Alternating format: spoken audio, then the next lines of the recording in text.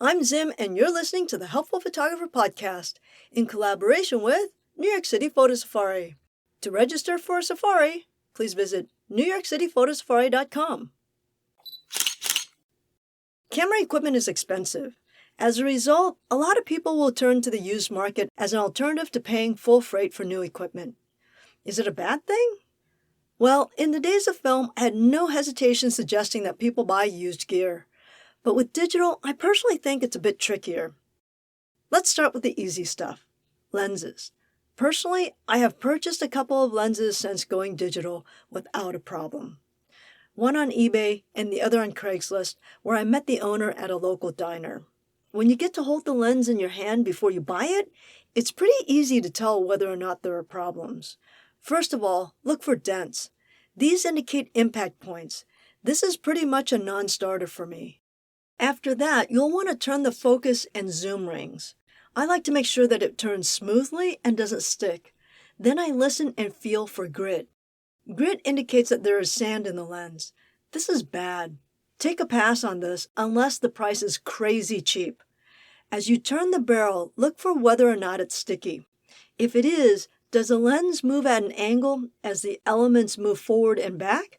If so, the lens has been dropped. It's not worth anything. For this, take a hard pass. If it has all internal moving parts and doesn't telescope, in other words, if the front of the lens doesn't move away or closer to the body as you move that zoom ring, it has internal elements. In any case, as you turn that barrel, does it stick? Because if it's sticking and there's no impact point, you don't know what the cause is. It could just be dirty, but if it's something else, it can spell trouble down the line. But even if it's dirty, that can also spell trouble down the line. The next thing is to take a look at the front and rear elements. Are they scratched in any way? Scratches on the back? Take a pass. Minor scratches on the side of the front element? I would negotiate down and consider buying it. A scratch in the center of the front element? Again, walk away. Another thing is to look through the lens to see if there's any mold growing. If there is, I'd like to take a photo and see if it actually affects the image. I've actually seen mold growing through the inside of lenses with no apparent problems, but I definitely use that to negotiate the price down. Then the next thing is to check the lens mount. If the edges around the lens mount aren't sharp or the silver parts are turning yellow, it means that the lens has been mounted and dismounted a lot and therefore used a lot. Pretty much all of my lenses look like this because I use my lenses a lot. So in other words, if you see my stuff on eBay, you want to avoid it. This is not to say that my equipment doesn't work. It definitely works just fine. But everything has a shelf life and you don't know how long that piece of equipment is going to last. In the end, you'll have to decide whether or not any of these problems are okay for you. What if you can only buy the piece of equipment on the internet? In that case, you'll need to look at the photos more closely. A lot of what I just mentioned can be seen in photos if you look closely. Again, look for any scratches or dents on the barrel. Remember, dents indicate drops and scratches indicate heavy use. All of the rubber areas on the lens should also be black. If they've lost their deep black color, it also indicates heavy use. As for digital cameras, I'm reluctant to buy old technology, unless that's all you need. The thing is that cameras have advanced by leaps and bounds with every new model. From faster and more responsive focus to better metering to better resolutions at higher ISOs. Most cameras on the used market tend to be older. But of course there are exceptions. So what should you look for? First of all, look for someone who seems to be selling an entire kit of equipment.